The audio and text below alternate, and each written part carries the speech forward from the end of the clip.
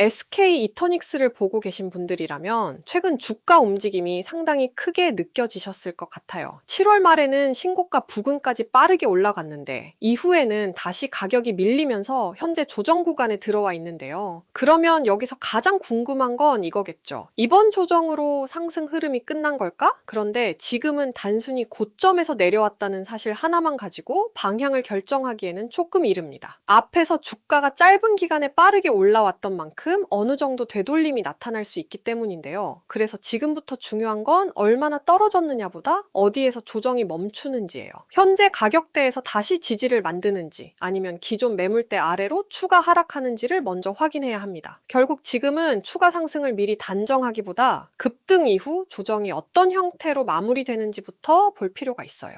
구독자 이벤트 먼저 설명드릴 건데요. 혹시 다음에 크게 움직일 종목을 찾고 계셨다면 잠깐 집중해 주세요. 화면에 보이는 기업 리포트는 종목명을 일부 가려둔 상태인데요. 유튜브 정책상 영상에 공개할 수 없는 점 양해 부탁드립니다. 영상 아래 고정 댓글에 링크를 통해 간편 신청만 해주시면 종목명과 최신 기업 리포트를 무료로 받아보실 수 있습니다. 이 기업이 왜 저평가라는 평가를 받고 있는지 자료집으로 보여드리겠습니다. 이 종목을 제가 주목하는 이유는 단순히 주가 때문이 아닙니다. 최근 2달 동안 외국인 보유율이 꾸준히 증가하고 있다는 점인데요. 외국인 자금은 보통 단기 이슈보다 기업의 실적과 성장성을 보고 들어오는 경우가 많습니다. 물론 이것만으로 주가 상승을 단정할 수는 없지만 시장에서 관심이 커지고 있다는 신호로는 충분히 볼 수 있습니다. 해당 저평가된 종목이 궁금하신 분들은 영상 아래 고정 댓글에 링크를 누르시면 제 채널 구독자 전용 링크가 나오는데요. 신청은 아주 간단합니다. 화면에 간편 신청 버튼 눌러주시고요. 구독자분들한테만 드리는 혜택이다 보니 구독 체크 한번 눌러주신 다음 원하시는 항목을 중복 선택으로 누르시고 다음을 눌러주시고요.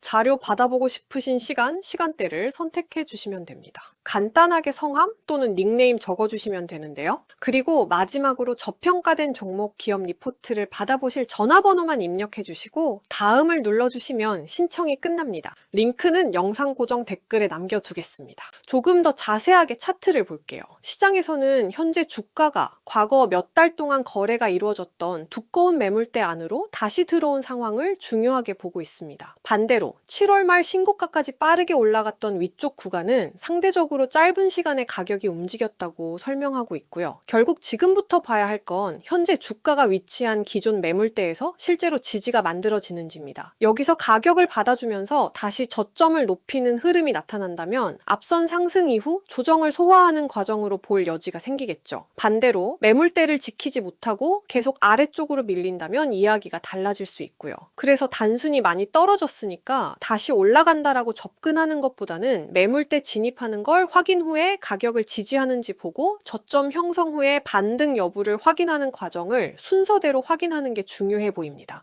여기에 보조 지표도 같이 볼 필요가 있습니다. 시장에서는 먼저 피보나치 되돌림을 이야기하고 있는데요. 앞선 상승 이후 현재 상당 부분 되돌림이 진행된 구간으로 보고 있습니다. 그리고 일목균형표에서는 주가가 구름대 상단 부근에서 눌리고 있다는 부분을 이야기하고 있어요. 결국 여기서 중요한 건 구름대를 지켜주면서 다시 위쪽으로 방향을 잡을 수 있느냐겠죠. RSI 역시 최근 고점에서 과열권까지 올라갔다가 현재는 중립권으로 내려왔다고 설명하고 있는데요. 그러니까 앞선 급등 과정에서 높아졌던 당위 과열 부담은 어느 정도 낮아졌다고 볼 수 있습니다. 다만 과열이 해소됐다는 것과 다시 상승한다는 건 같은 이야기가 아니에요. 결국 과열 해소 이후 실제 매수세가 다시 들어오는지 그리고 가격이 지지 구간을 지켜주는지를 함께 확인해야 합니다. 그런데 이 종목을 차트 하나만 가지고 볼 수는 없겠죠. 시장에서는 현재 시장 전체가 눌리는 과정에서도 신재생에너지 관련 재료가 남아있다는 부분을 중요하게 이야기하고 있습니다. 특히 언급하고 있는 게 태양광 직접 PPA와 재생에너지 공급 계약인데요. 결국 앞선 주가 상승에 이런 신재생에너지 관련 기대가 어느 정도 반영됐다면 앞으로는 기대감이 실제 사업 흐름으로 이어지는지를 확인할 필요가 있습니다. 시장 전체 수급도 같이 봐야 하고요. 시장에서는 코스피에서 외국인 순매도가 나타나면서 시장 전체가 눌렸다고 설명하고 있기 때문에 종목 자체 재료가 살아있더라도 시장이 흔들리면 단기 변동성은 커질 수 있습니다. 그래서 앞으로는 신재생에너지 관련 재료와 시장 수급을 따로 보지 말고 같이 확인하는 것이 중요해 보여요.